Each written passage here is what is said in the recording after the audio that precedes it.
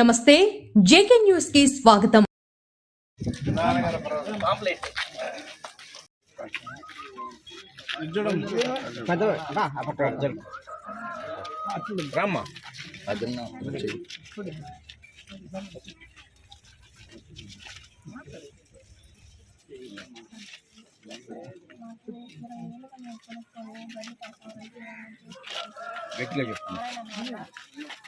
నారాయణ ఉన్న మంచిగా ఇప్పుడు కూడా రోడ్డు యువతల నీళ్ళు కూడా నీళ్ళని మా పైకి పెట్టి మమ్మల్ని ఇబ్బంది పెట్టాలి.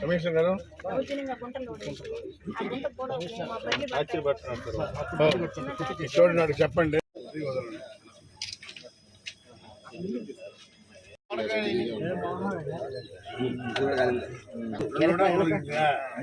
అంటే 15 రూపాయలు లెక్క ప్రకారం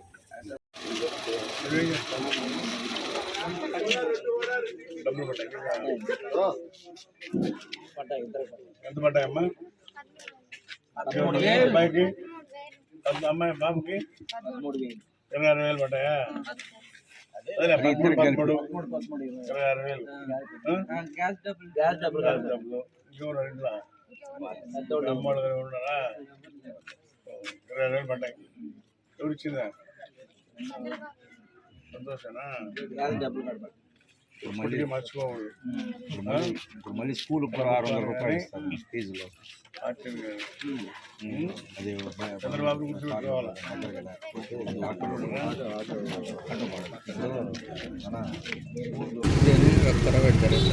ఎంత వస్తుంది రోజా?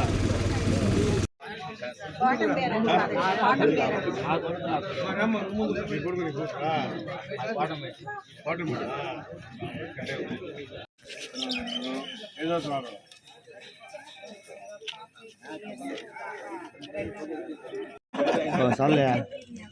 पैसा का साल चैन की है ना बड़ा उसका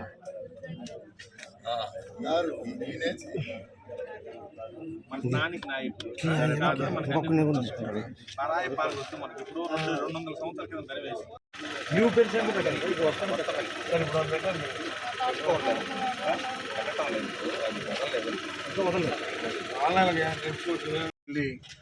చెప్పాల్సింది చెప్పిన రోజు అందులో భాగమే ఈరోజు 4వ వార్డులో డోర్ టు డోర్ చెప్పడం జరిగింది. ప్రతి ఒక్కరూ బ్రహ్మాండంగా స్పందిస్తూ ఉన్నారు.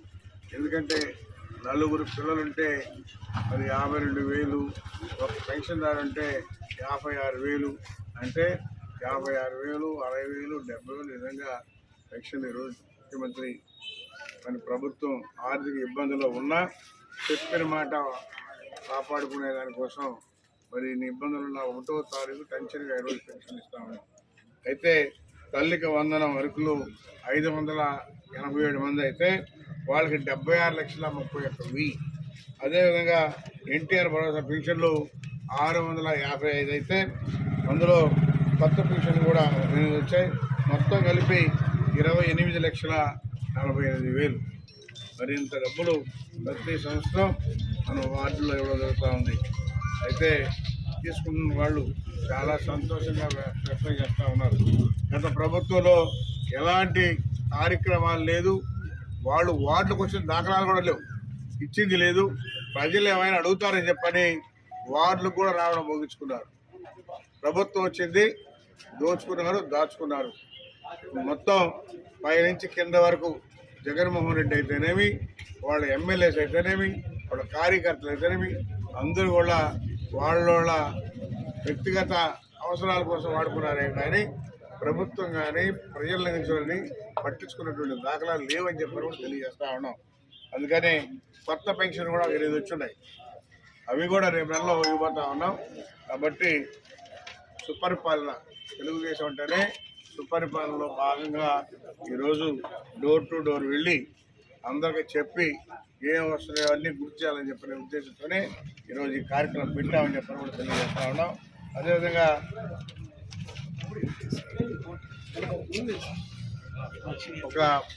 ఈ వార్డులో బోర్ వేసాం, మోటార్ ఇచ్చాం 3 లక్షలు. అదేవిధంగా కొత్త పైప్ లైన్ 264 మీటర్లు 1,70,000. ఈ వాటి కుమ్మరమిట్ట మాత్రం కుమ్మరమిట్ట చేశాం.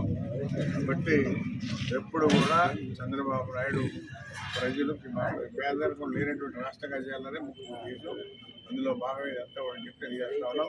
రాబోయే రోజుల్లో 2047కి మన రాష్ట్రం ఎవరు కూడా పేదవాళ్ళు ఉండేదానికి లేదని చెప్పని ప్లాన్ చేశాడు.